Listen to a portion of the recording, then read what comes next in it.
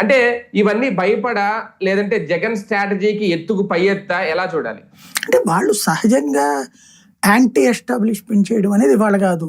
అంతకుముందు రాజశేఖర్ రెడ్డిని రాక్షసుడిగానే చూపించారు, జగన్మోహన్ రెడ్డిని అట్లాగా చూపెట్టారు. ఇప్పుడు జగన్ ఒక కొరకరాని కొయ్యగా మారాడు. జనం ఎవరు రానియకుండా అడ్డాలు పెట్టినా వస్తున్నారు. అదే సందర్భంలో డబ్బులు తీసుకుని వస్తున్నారని చెప్దామన్నా సరే జనాలకు అర్థమైపోతుంది. అక్కడ అంతమందికి డబ్బులు ఇచ్చి జగన్ తేగలుగుతుంటే వీళ్ళు నిద్రపోతున్నారా? అక్కడ వీళ్ళు డబ్బులు ఇచ్చి ఆపచ్చు కదా అంత కావాలంటే. అంత సీన్ ఉంది అక్కడ? ఏమీ లేదు.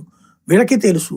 కాకపోతే ఏంటంటే వచ్చిన జనాన్ని ఎట్లాగో వచ్చే జనాన్ని ఆపలేము, వచ్చిన జనాన్ని గురించి తప్పుగా ప్రచారం చేయాలి, వాళ్ళందరూ ఉన్మాదులని చూపించాలి అన్నటువంటి ప్రయత్నం చేస్తారు. తద్వారా ఇంకో చోటకి రాకుండా చూడాలన్న ప్రయత్నం చేస్తారు. కానీ ఆశించినటువంటిది అదేముండదు. కాకపోతే ఈ వచ్చినంత మాత్రాన ఓట్లేసి జగన్ గెలిచిపోతాడన్న అమాయకత్వం కూడా వద్దు.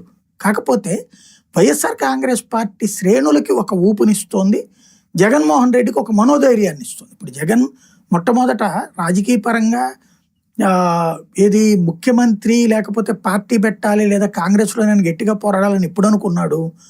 రాజశేఖర రెడ్డి చనిపోయిన తర్వాతన ఒకటి సొంత పార్టీ ఎమ్మెల్యేలే ఇతనితో కూడా చెప్పకుండా బట్టి విక్రమార్క మంచి చెప్పాడు కదా, మేమే అతన్ని సీఎం చేయమని చెప్పేసి లెటర్ పెట్టి సంతకాలు పెట్టామన్నటువంటిది.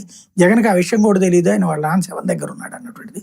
వీళ్ళు ప్రచారం జగనే సంతకాలు పెట్టించుకున్నాడని చేశారు, ఇప్పటికీ చేస్తుంటారు. అది